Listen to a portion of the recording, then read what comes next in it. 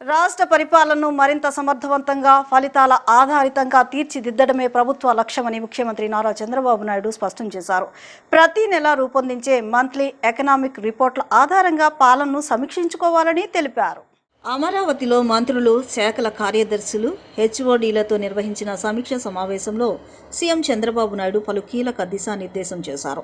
ప్రజల సమస్యలు, వాస్తవ పరిస్థితులు ప్రత్యక్షంగా తెలుసుకున్నప్పుడే సమర్థవంతమైన నిర్ణయాలు తీసుకోవడం సాధ్యమవుతుందని పేర్కొన్నారు. డేటా డ్రివెన్ గవర్నెన్స్ ద్వారా రియల్ టైం ఫలితాలను సాధించాలని, ప్రతి శాఖ ప్రజల ఫిర్యాదుల పరిష్కార వ్యవస్థ అయిన పీజీఆర్ఎస్లో జీరో పెండెన్సీ లక్ష్యంగా పనిచేయాలని ఆదేశించారు. మంచి అధికారి సమస్యలను పరిష్కరిస్తాడని, గొప్ప అధికారి సమస్యలు రాకుండా ముందుగానే నివారిస్తాడనే దృక్పథంతో అధికారులు పనిచేయాలని సీఎం సూచించారు. ప్రభుత్వం 3వ ఏడాదికి అడుగుపెట్టినా విద్యుత్ ఛార్జీలను పెంచలేదని గుర్తు చేశారు. ఎన్నికల సమయంలో 5 ఏళ్ల పాటు ఛార్జీలు పెంచబోమని ఇచ్చిన హామీలను నిలబెట్టుకున్నామని, అంతేకాకుండా ట్రూ డౌన్ అమలు చేసి ప్రజలకు మరింత ఉపశమనం కల్పించామని చెప్పారు. పశ్చిమ ఆసియాలో నెలకొన్న యుద్ధ పరిస్థితుల ప్రభావాన్ని తగ్గించేందుకు ప్రత్యామ్నాయ ఇంధన మార్గంపై దృష్టి సారిస్తున్నామని చెప్పారు. ఇండక్షన్ స్టవ్ల వినియోగాన్ని ప్రోత్సహించడంతో పాటు సౌర విద్యుత్ ఉత్పత్తిని మరింత విస్తరించాలని అధికారులకు సూచించారు. రాష్ట్ర అభివృద్ధికి అంకిత భావంతో పనిచేస్తున్న మంత్రులు, కార్యదర్శులు, అధికారులు అందరికీ అభినందనలు తెలిపారు. సిస్టమ్స్ అన్ని కూడా ఎక్కడికక్కడ స్ట్రెంగ్తన్ చేస్తూ వస్తున్నాం. 2 సంవత్సరాల కంటే ముందు మేము ప్రజల్లోకి వెళ్లి మ్యాండేట్ అడిగాం. ఇవన్నీ చేస్తాం. సంక్షేమం, అభివృద్ధి, సుపరిపాలన ఈ 3 కేంద్రంగా చేసుకుని పాలన చేస్తామని హామీ ఇచ్చాం. 57% మ్యాండేట్ ఇచ్చారు. ఇది అనూహ్యం. First time in the history of Andhra Pradesh. వేరే రాష్ట్రాల్లో కూడా ఇటీవల ఇంత పెద్ద మ్యాండేట్ ఎప్పుడు రాలేదు. అయితే దానికి కారణం కూడా మీరు చూస్తే 1924 అనేక సమస్యలు, అనేక ఇబ్బందులు, అదే మరిగా వ్యవస్థలన్నీ కూడా చిన్నాభిన్నం అయిపోయినాయి. చాలా సమస్యలు వచ్చాయి. నేను 4వసారి ముఖ్యమంత్రి అయిన తర్వాత నాకే అంతుబట్టనటువంటి అఘాతం. మా ఫైనాన్స్ సెక్రటరీ గారైతే మొదటి నుంచి సార్ ఇది సాధ్యం కాదనే స్టార్ట్ చేసేవారు. అక్కడి నుంచే స్టార్ట్ చేశాం. ఆ రోజు మేము చాలా హామీలు ఇచ్చాం. సంక్షేమం సుజావుగా చేస్తాం. టైం బౌండ్ ప్రోగ్రామ్ ఉంటుంది, క్యాలెండర్ కూడా ఉంటుంది.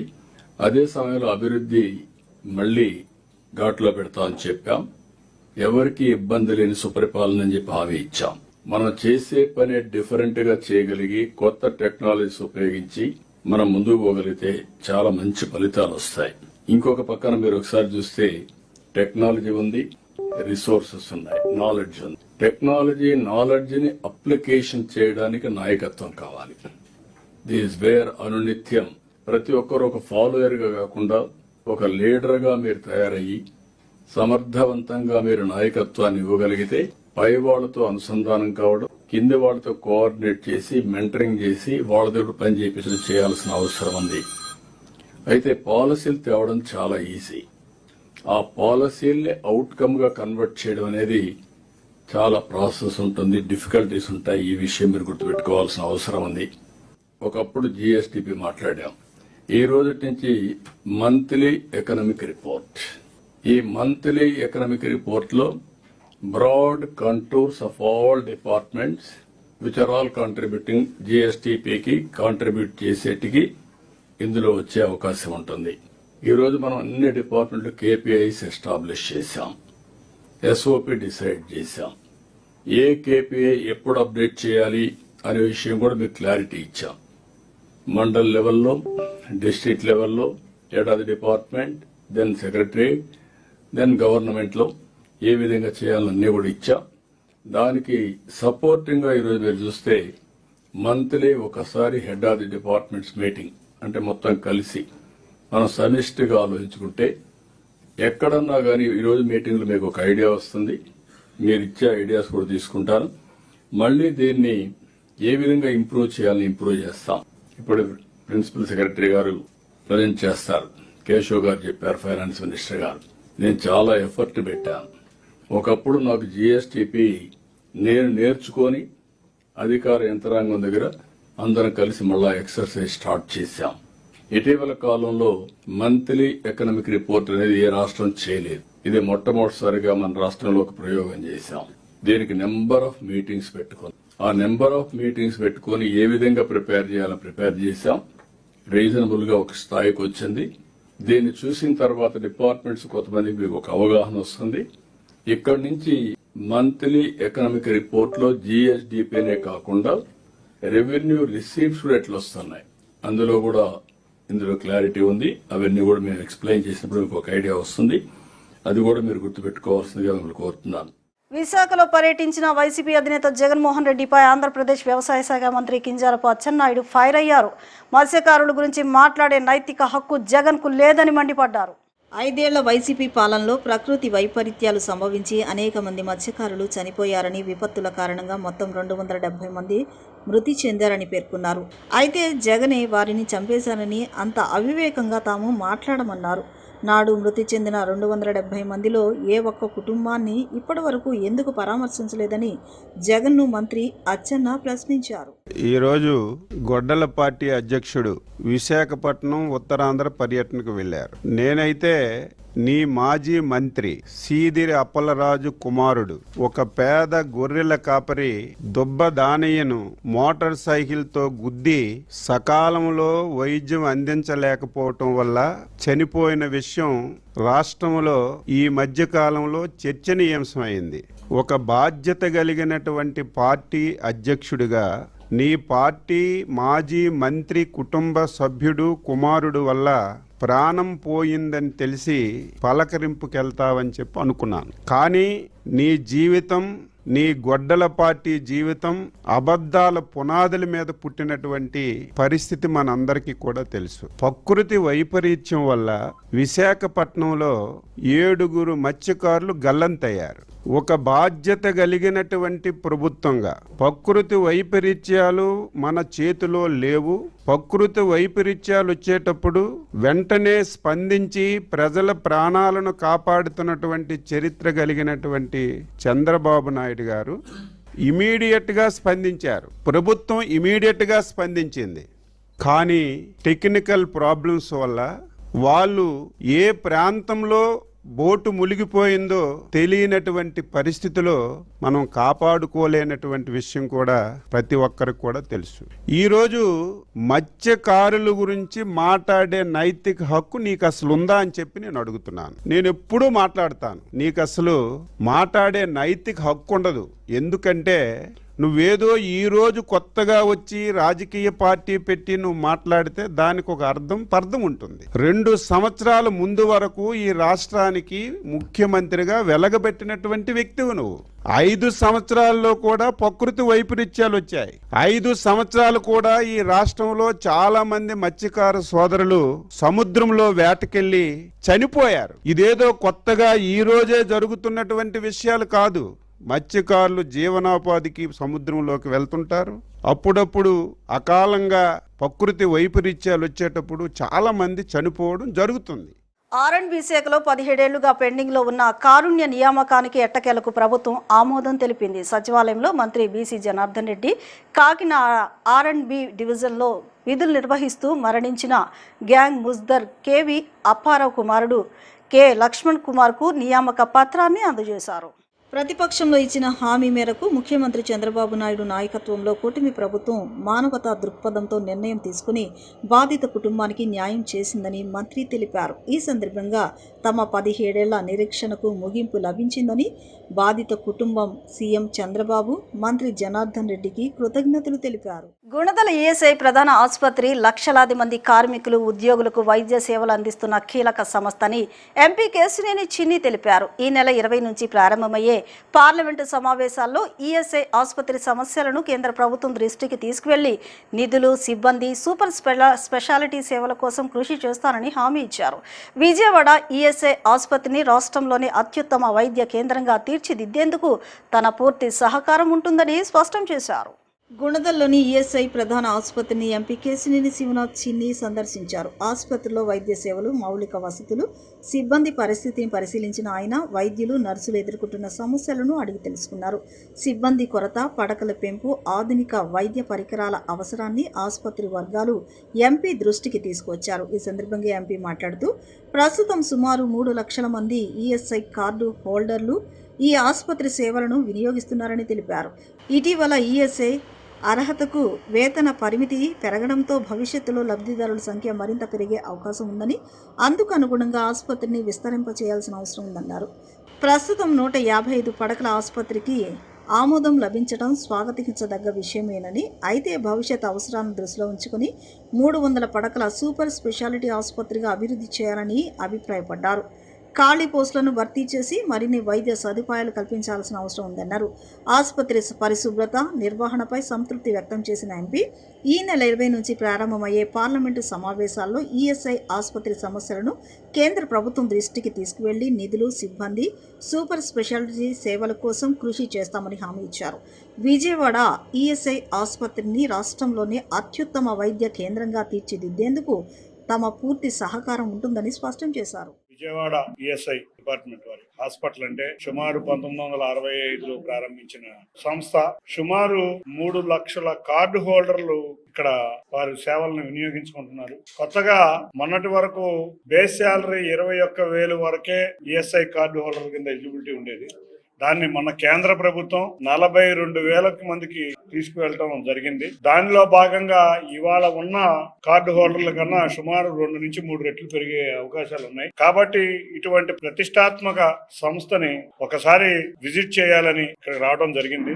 డాక్టర్లు అందరూ కూడా డాక్టర్లని, నర్సుల్ని, మెడికల్ స్టాఫ్ ని, ఆఫీస్ స్టాఫ్ ని అందరినీ కలుసుకుంటే బాగుంటుంది. అసలు ఏ విధంగా ఫంక్షన్ అవుతున్నాయి, వీళ్ళకి ఏమేమి అవసరాలు ఉన్నాయి అనే దాని మీద దృష్టి పెట్టి రేపు 20వ తారీఖు నుంచి మాకు పార్లమెంట్ సమావేశాలు ప్రారంభం కాబోతున్నాయి. దాంట్లో ఇక్కడ ఉన్న సమస్యలు ఏదన్నా మంత్రివర్యుల దృష్టికి, సెక్రటరీ వర్యుల దృష్టికి తీసుకుని వెళ్లి పరిష్కరించబోయే విధంగా కృషి చేద్దామని ఇక్కడ వచ్చి అందరినీ కలవటం జరిగింది. నిజంగా చక్కగా నీట్ గా మెయింటైన్ చేస్తున్నారు. హాస్పిటల్ కూడా చాలా బ్రహ్మాండంగా మెయింటైన్ చేస్తున్నారు. సుమారు 21 హాస్పిటల్స్ కి ఇక్కడ సేవలు అందని చోట 21 హాస్పిటల్ కి రెఫరల్ హాస్పిటల్ కింద కూడా వాళ్ళు పంపిస్తున్నారు. 3 లక్షల మంది కార్డు హోల్డర్లు ఉన్న తగు సౌకర్యాలు అయితే ఇక్కడ మిస్ అవుతున్నాయి. సుమారు 300 బెడ్డెడ్ హాస్పిటల్ ఉండాలి. మొన్నే 155 బెడ్డెడ్ హాస్పిటల్ శాంక్షన్ చేయడం కూడా జరిగింది. వర్క్లు కూడా మొదలు పెట్టారు. కానీ దీన్ని 300 బెడ్డెడ్ హాస్పిటల్ కింద, సూపర్ స్పెషాలిటీ హాస్పిటల్ కింద తీసుకువెళ్ళాలి. అంతేకాకుండా ఇక్కడ ఒక మెడికల్ కాలేజీ కూడా ఇన్ని కార్డ్స్ ఉన్నప్పుడు ఎక్కడైనా కూడా దేశంలో ఒక మెడికల్ కాలేజీ కూడా దీనికి అటాచ్ అయి ఉంటుంది. సుమారు 25 ఎకరాల విస్తీర్ణంలో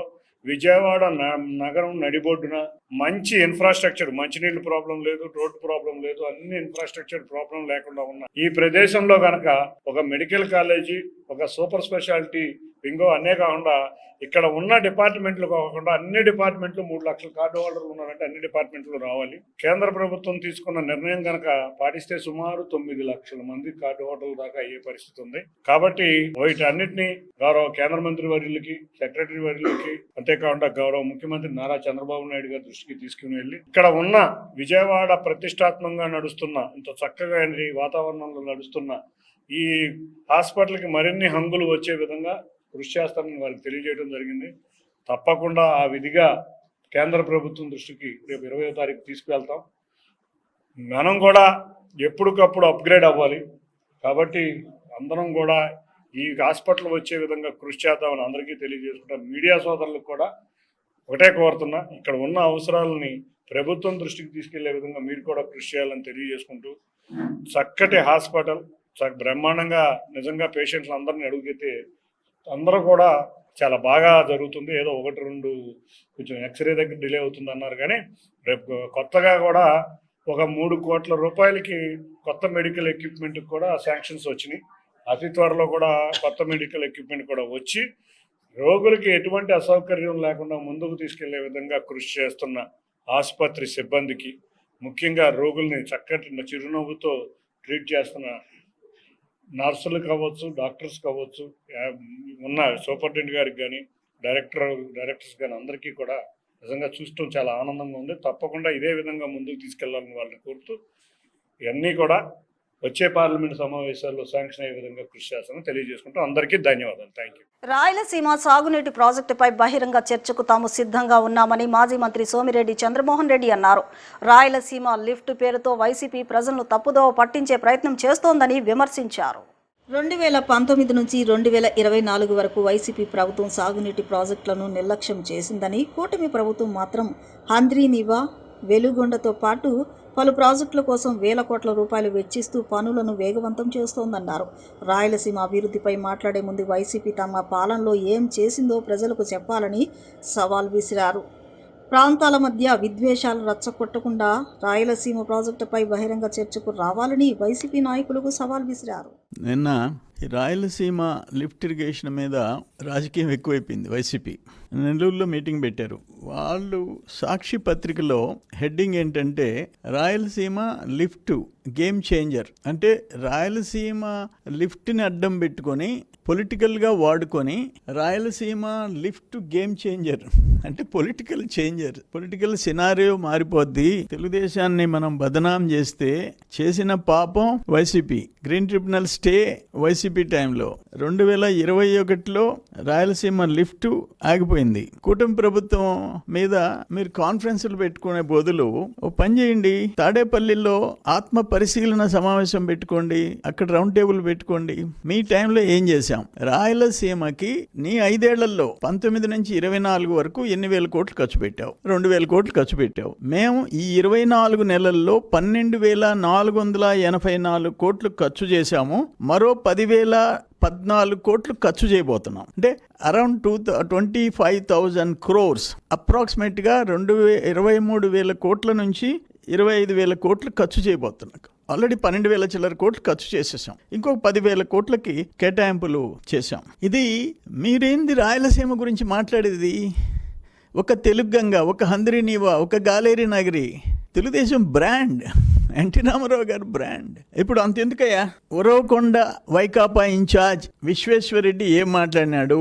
అప్పట్లో అభివృద్ధి చేయలేకపోయినాం. ఇప్పుడు ఒక ఉమ్మడి అనంతపురం జిల్లాలో 3,000 కోట్లతో కూటమి ప్రభుత్వం పలు ప్రాజెక్టులు చేపడతా ఉంది. హిందూపూర్ నియోజకవర్గంలో 750 కోట్లతో పలు అభివృద్ధి పనులు చేస్తున్నారు. మనం రాయలసీమకు నీళ్లు ఇచ్చామని చెప్పుకుంటున్నాం. ఇది ఎవరు మాట్లాడింది? Uravakonda incharge, YCP incharge Visweswara Reddy. మేము మాట్లాడింది కాదు. మీరు రాయలసీమని ముంచేసింది మీరు. నేను పదే చెప్పిన మీ గవర్నమెంట్లో నిండు శాసనసభలో 3 శాఖలకు కేటాయించిన నిధులు, నీటిపారుదల శాఖ, వ్యవసాయ శాఖ అండ్ రోడ్లు భవనాల శాఖ, ఈ 3 శాఖలను మూసేసింది ఎవరు? బడ్జెట్లో 40% బడ్జెట్ కేటాయింపుల్లో 40% కూడా ఖర్చు పెట్టన శాఖలు ఆ 3. నేనేమంటాను, ఇది క్లియర్గా ఈ జీవో ఎందుకు రద్దు చేశారు? గుండ్రోవల ప్రజా రాజధాని అమరావతిపై వైసీపీ విష ప్రచారం చేస్తున్నంత కాలం ఆ పార్టీకి రాజకీయ మనుగడ ఉండదని రాష్ట్ర సామాజిక సంక్షేమ బోర్డు చైర్మన్ పోతుల బాలకోటయ్య వ్యాఖ్యానించారు.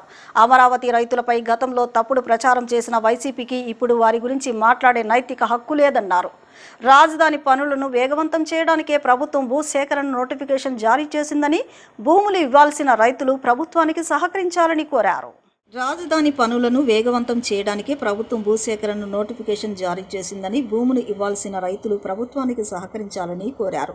కేంద్ర ప్రభుత్వం అమరావతికి గెజిట్ నోటిఫికేషన్ ఇవ్వడంతో మాజీ ముఖ్యమంత్రి వైఎస్ జగన్మోహన్ రెడ్డి అయోమయంలో వ్యాఖ్యలు చేస్తున్నారని పోతుల బాలకోటయ్య విమర్శించారు. ఈ రోజున మళ్ళీ మరోమారు రాజధానిపై మాజీ ముఖ్యమంత్రి జగన్మోహన్ రెడ్డి గారి అనుయాయులు, మంది మార్బలం, సోషల్ మీడియా యొక్క రాక్షస కాండ, వీటి గురించి రాష్ట్ర ప్రజలకి మరోమారు గుర్తు చేసేందుకు మళ్ళీ 2వ విడత అమరావతి మీద వైసీపీ చేస్తున్న దాడిని ప్రజల దృష్టికి తెచ్చేందుకు మీ ముందుకు రావడం జరిగింది. మిత్రులారా, 2024 అసెంబ్లీ ఎన్నికల్లో చరిత్రచరణంగానే జగన్మోహన్ రెడ్డి గారు వైనాట్ 175 అనే ఒక గీతాలాపన చేసి ఎక్కడ పోయినా వైనాట్ అంటూ 175 సీట్లకు 170 సీట్లు వస్తాయని తొడలు కొట్టిండు. సిద్ధం సభల్లో చొక్కాలు మడతేసిండు, లుంగీలు పైకెత్తిండు, నానాయాగి చేసిండు. వెరసి ఉత్తర కుమార ప్రగల్భాలు ఎన్ని చెప్పినా రాష్ట్ర ప్రజలు పట్టించుకోదలుచుకోలేదు. ఆయన చేసిన పాపాలు, శాపాలు, ఘోరాలు, తాపాలు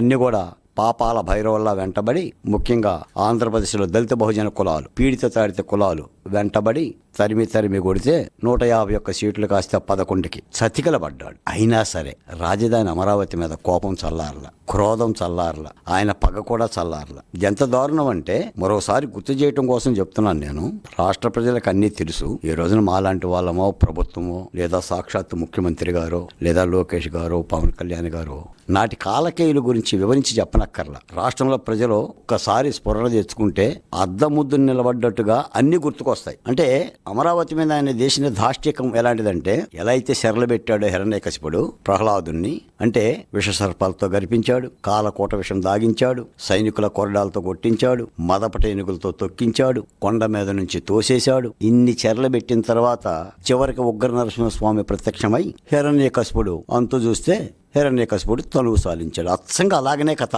అమరావతి కూడా 5 ఏళ్ల బాలుడు. 2015లో పుట్టిండు రైతుల భాగస్వామ్యంతో. 2015 అంటే 2019కి 4 సంవత్సరాల బాలుడు. ఆ రాజధాని అమరావతి మీద జగన్మోహన్ రెడ్డి గారు చేసిన కిరాతకం ఎన్ని చేసిందంటే, ఎడారి అన్నాడు, శ్మశానం అన్నాడు, భూమి పనికిరాదన్నాడు, రైతులు స్వార్థపరులు అన్నాడు, కమ్మలు మాత్రమే ఉంటారన్నాడు, చంద్రబాబు నాయుడు గారి బినామీలు అన్నాడు, వరదలు వస్తాయన్నాడు, ఉప్పెన వస్తాయన్నాడు, సోషల్ ఇన్బ్యాలెన్స్ ఉందన్నాడు, ఇవన్నీ చెప్పాడు. మళ్ళీ ఇప్పుడు అమరావతిలో రైతులకు అన్యాయం జరుగుతుంది అంటున్నాడు. రాష్ట్రంలో ప్రజా సమస్యలను పరిష్కరించడంలో కూటమి ప్రభుత్వం పూర్తిగా విఫలమైందని, ప్రజల దృష్టి మళ్లించేందుకే డైవర్షన్ పాలిటిక్స్ కు పాల్పడుతుందని సిపిఐ రాష్ట్ర కార్యదర్శి గుజ్జుల ఈశ్వరయ్య ఆరోపించారు.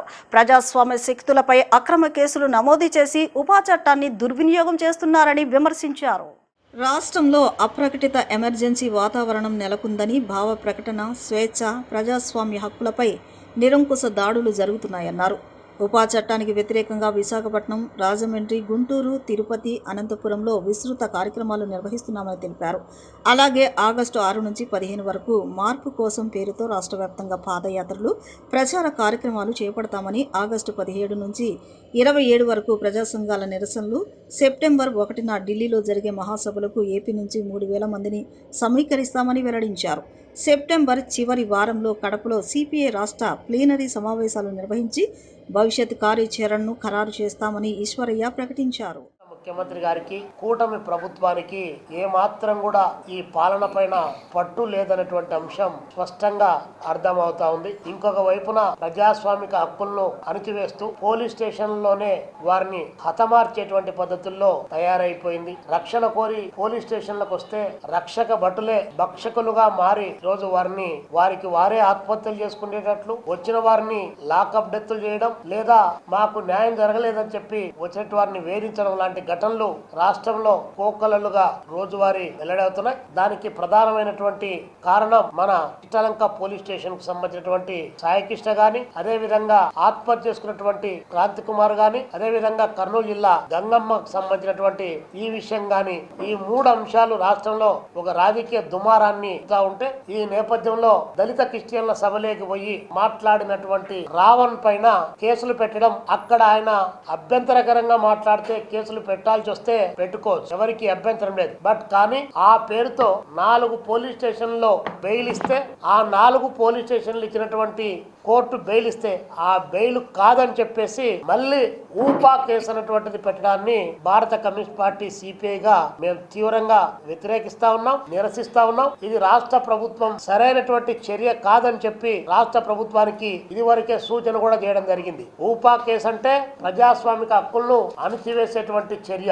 ఎవరైనా కూడా ప్రజాస్వామిక దేశంలో భిన్నాభిప్రాయాన్ని ఎక్స్ప్రెస్ చేసేటువంటి అవకాశం ఉంటుంది. అలాంటి అవకాశమే లేకుండా చేయడానికి రేపు పొద్దున ఎవరు మాట్లాడకుండా ఉండడానికి కావాల్సిన ప్రయత్నంలో భాగంగా ఈరోజు ఊపా కేసు దాన్ని నమోదు చేయడం దుర్మార్గకరమైనటువంటి చర్యగా మేము భావిస్తా ఉన్నాం. ఈ నెల 20వ తేదీ నుంచి పార్లమెంటు సమావేశాలు జరుగుతున్నటువంటి నేపథ్యంలో తిరిగి మళ్ళా మహిళా రిజర్వేషన్ బిల్లుని పార్లమెంటుకి తీసుకొచ్చేటువంటి ఆలోచనలో ఉన్నట్లుగా తెలుస్తా ఉంది. ఇప్పటికే జాతీయ స్థాయిలో ఢిల్లీలో అన్ని మహిళా సంఘాలు ఐక్య సంఘటనగా ఏదైతే గతంలో సెన్సస్ తోటి, అలాగే పునర్విభజన నియోజకవర్గాల పునర్విభజన తోటి లింకు చేసి 106వ రాజ్యాంగ సవరణ ద్వారా ఇక్కడ మేము విజ్ఞప్తి చేసేది ఏంటంటే, బీజేపీ గవర్నమెంట్కి, ఎన్డీఏ గవర్నమెంట్కి, కూటమి గవర్నమెంట్కి అలాగే ఇక్కడ ఉన్నటువంటి మన రాష్ట్ర ప్రభుత్వాన్ని కూడా గత 30 సంవత్సరాల కాలంగా సాగుతున్నటువంటి ఈ మహిళా రిజర్వేషన్ బిల్లుని తక్షణమే ఆమోదించాలని మీరు చాలా కబుర్లు చెప్తున్నారు, చాలా మాటలు చెప్తున్నారు. మహిళలను వదిలేస్తున్నామంటారు, మా బేటీ పడావో అంటారు, బేటీ బచావో అంటారు, రకరకాల నినాదాలు ఇస్తూ ఉన్నారు. కానీ ఈ నినాదాలన్నింటినీ కూడా ఆచరణలో ఏ రకంగా సఫలీకృతం కావాలి అంటే ఖచ్చితంగా మహిళలకు రాజకీయ భాగస్వామ్యం ఉండాలి. రాజ్యసభ పార్లమెంట్లో ఈ రకమైనటువంటి వాళ్ళ భాగస్వామ్యం కనుక లేకపోతే మహిళలకి న్యాయం జరిగేటువంటి పరిస్థితి లేదు. కాబట్టి చాలా పెద్ద ఎత్తున మహిళల మీద నేరాలు పెరుగుతున్నాయి, మహిళల ఆరోగ్య స్థితి దెబ్బతింటా ఉంది. ఇన్ని రకాలుగా సామాజికంగా అనేక రకాలుగా దాడులకి గురైపోతున్న మహిళల్ని రక్షించాలన్నా, వాళ్ళని సాధికారిత దిశగా వాళ్ళని అభివృద్ధిలోకి తీసుకెళ్లాలన్నా, వాళ్ళ సంక్షేమం గురించి ఆలోచించిన ఖచ్చితంగా ఈ 33% రిజర్వేషన్ బిల్లుని ఈ సెన్సస్ తోటో లేకపోతే డీలిమిటేషన్స్ తోటో లింకులు పెట్టకుండా అన్ని రాజకీయ పార్టీలు కూడా ఏ రకమైన షరతులు లేకుండా ఈ బిల్లును ఆమోదించాలి. ఈ 543 నియోజకవర్గాల 33% చొప్పున 181 నియోజకవర్గాలు మహిళలకి కేటాయించాలని చెప్పేసి మొత్తం అన్ని సంఘాలు మరి ఐక్య సంఘటనగా పోరాటం చేస్తూ ఉన్నాయి. ఆ పోరాటానికి అన్ని రాజకీయ పార్టీలకు సంబంధించినటువంటి పార్లమెంటు సభ్యులు అందరూ కూడా మద్దతు ప్రకటించమని ఇప్పటికే మేము అన్ని పార్లమెంటు సభ్యులకు కూడాను మెమోరాండాలు, వాళ్ళకి విజ్ఞప్తి లెటర్లు కూడా ఇవ్వడం జరిగింది. కాబట్టి మీరు అందరినీ కూడా మేము రిక్వెస్ట్ చేస్తున్నాము, విజ్ఞప్తి చేస్తున్నాము. ఈ చట్టానికి ఏ రకమైన మళ్ళొకసారి చెప్తున్నాము, ఏ రకమైనటువంటి షరతులు లేనటువంటి 33% రిజర్వేషన్ బిల్లుని ఆమోదించమని చెప్పేసి మేము విజ్ఞప్తి చేస్తూ ఉన్నాం. ఆంధ్రప్రదేశ్కు జీవనాడిగా భావిస్తున్న పోలవరం ప్రాజెక్టు ప్రధాని నరేంద్ర మోదీ వరమని బీజేపీ రాష్ట్ర అధికార ప్రతినిధి ముల్లపూడి రేణుక అన్నారు. ఈ నెల 16న రాష్ట్ర అధ్యక్షుడు పివిఎన్ మాధవ్ నేతృత్వంలోని కేంద్ర రాష్ట్ర మంత్రులు శ్రీనివాస్ వర్మ, సత్యకుమార్ యాదవ్తో పాటు బీజేపీ ప్రజా ప్రతినిధులు, నాయకుల బృందం పోలవరం ప్రాజెక్టును సందర్శించి పనుల పురోగతిని పరిశీలించనున్నట్లు తెలిపారు. జాతీయ ప్రాజెక్టుగా పోలవరాన్ని పూర్తి చేసే బాధ్యతను కేంద్ర ప్రభుత్వం తీసుకుని అవసరమైన అనుమతులు, నిధులు అందిస్తూ పనులను వేగవంతం చేస్తోందని, గత ప్రభుత్వ హయాంలో పనులు జాప్యం కాగా ఎన్డీఏ ప్రభుత్వం ఏర్పడిన తర్వాత ప్రాజెక్టు పనులు వేగంగా సాగుతున్నాయని పేర్కొన్నారు.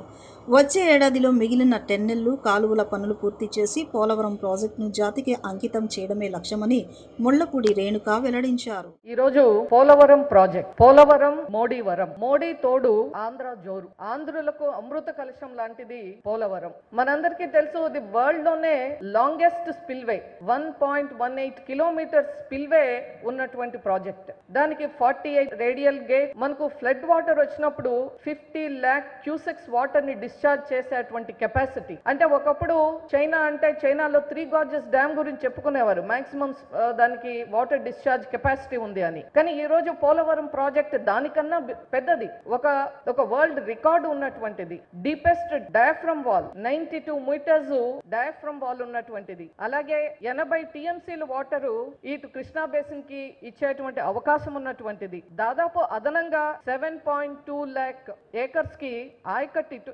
ఇచ్చేటువంటిది. అలాగే ఉత్తరాంధ్రకు తాగునీరు, ఇండస్ట్రియల్ వాటర్ 23 TMCల వాటరు ఉత్తరాంధ్రకి ఇచ్చే అవకాశం ఉన్నటువంటిది. అలాగే రాబోయే కాలంలో డేటా సెంటర్స్ కి కావాల్సినటువంటి నీరు కూడా ఇవ్వగల సామర్థ్యం ఉన్నటువంటిది. ఒరిస్సాకి 5 TMCలు, ఛత్తీస్గఢ్ కి 1.5 TMC.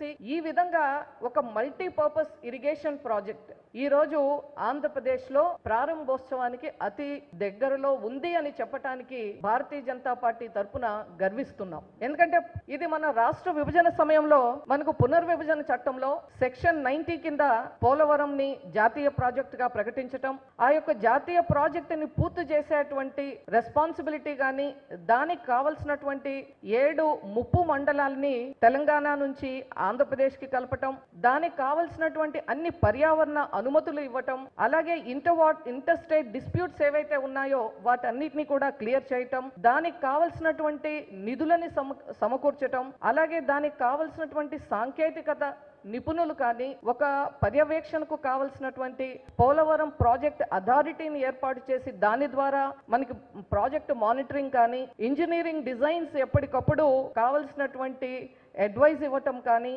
ఇదంతా కూడా కేంద్ర ప్రభుత్వం భరించేలాగా ఆ రోజు చట్టంలో పెట్టడమే కాదు, ఈవేళ అది సాధ్యమయ్యి అదొక ఇట్స్ బికమింగ్ ఏ రియాలిటీ. ఇప్పుడు చిన్న విరామం తీసుకుందాం.